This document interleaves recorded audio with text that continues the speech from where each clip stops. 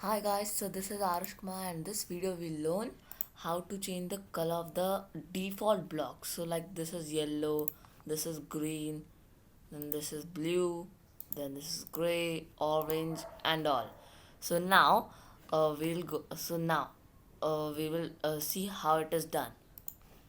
So first we'll open the folder, then we'll go inside, and then we'll go inside Blockly editor, and then we'll go inside source, and then here we'll click on blockly colors.js.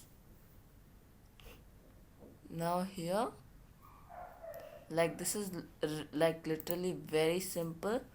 See, just control category, logic category, math category, text category, list category, color category.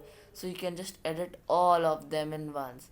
So like there was nothing in this video, but in the next video I will show you how to change the color of the component blocks.